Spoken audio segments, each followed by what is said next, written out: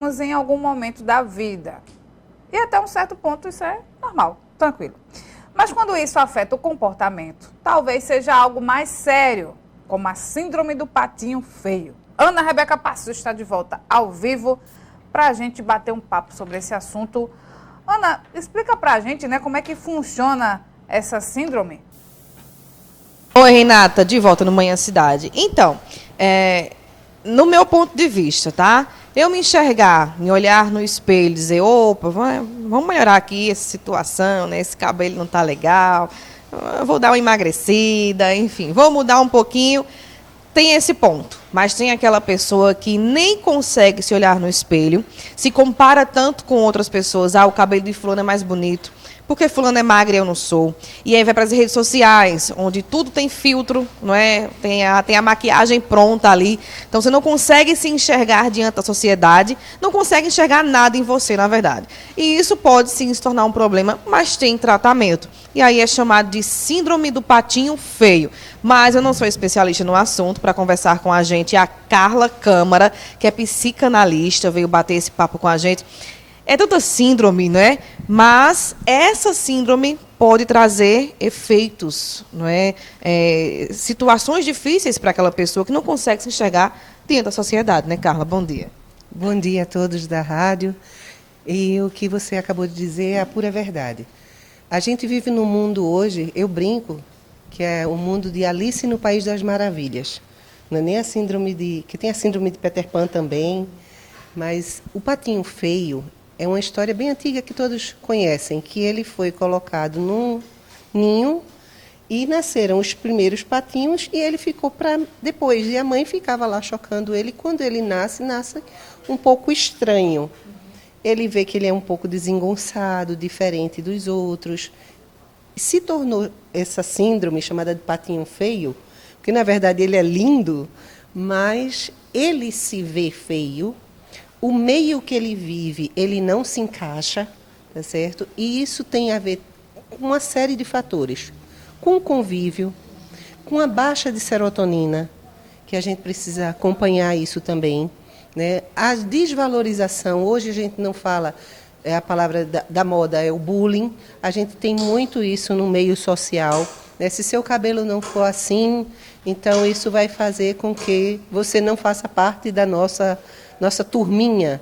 Isso começa a despertar muito mais nas meninas do que nos meninos, que é uma coisa de vaidade, de eu querer me encaixar, de eu querer me encontrar, de eu querer fazer parte de algum grupo, e eu não me vejo em grupo nenhum. Quando eu não me vejo em grupo nenhum, eu começo a entrar numa crise emocional, que é vamos dizer assim, a síndrome se transforma. Se você tem em casa um apoio, né? Falam muito de uma história linda, eu acho que é de Thomas Edison, que ele tinha uma limitação intelectual, e aí a professora manda uma carta para a mãe dele dizendo que ele só entregasse aquela carta à mãe. E quando a mãe lê a carta, ele pergunta, mãe, o que está escrito aí? E a mãe diz assim, dizem que você é tão maravilhoso, é tão especial, que a escola não dá conta de ensinar você, que você vai ter que estudar em casa. E aí a mãe começa a ensinar ele do jeito dela e valoriza super ele se torna um gênio, e quando a mãe vem a falecer, ele vai mexer nas coisas da mãe e encontra a carta. E quando ele encontra essa carta, ele vê que a professora diz assim, seu filho tem distúrbio mental, nós não queremos ele na escola, então, por favor, eduque a senhora ele em casa do seu jeito. Né? E aí, eu fico toda arrepiada. Ela transformou as palavras. Exato. Mas muitas mães, muitas vezes, comparam até um filho a outro. Né? Você está vendo, seu irmão não faz isso. Está vendo, você não serve para nada. Olha, você é um isso. E isso agrava muito esse sentimento. A princípio, eu recomendo que as pessoas que estejam assim, elas procurem nela algo que elas gostem muito. Todos nós nos achamos bonitos por alguma coisa, pelos olhos, pela boca, pelas mãos, pelas coxas, vamos dizer assim, pelo corpo, pela silhueta, pelo cabelo. Tem alguma coisa em nós que nós gostamos muito.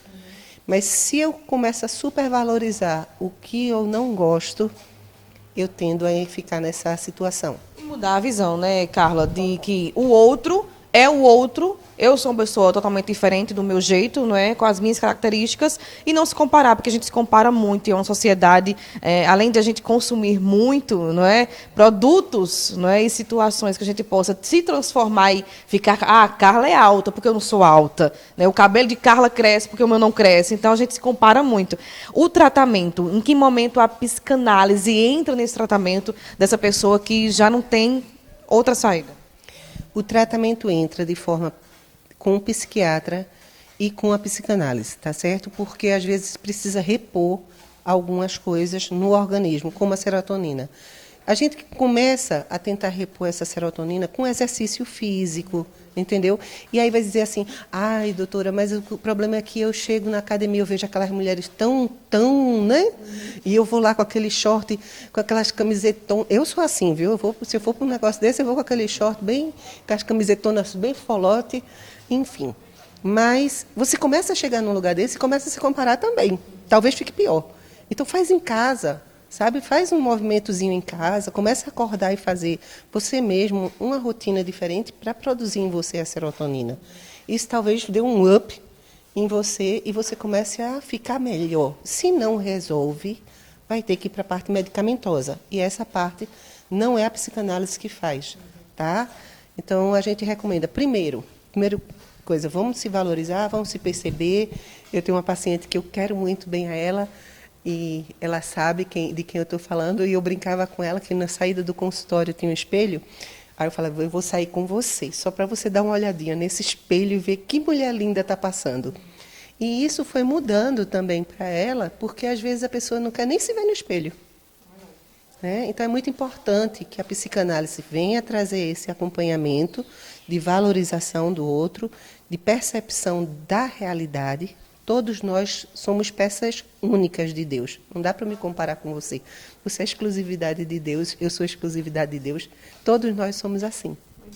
Um bate-papo leve, né, para quem está nos acompanhando neste momento, mas entender um pouquinho que a palavra-chave é autoestima, né, Carla? Vamos trabalhar a autoestima, né, e não se comparar com ninguém. Eu conversei com Carla Câmara, que é psicanalista aqui em Caruaru, batendo um pouquinho esse papo aí leve sobre a síndrome do patinho feio. Mas tem ninguém feio não, né? Todo mundo bonito. Renata. Obrigada, né, pelas informações do cheiro para minha querida Carla Câmara, né, foi minha colega de faculdade.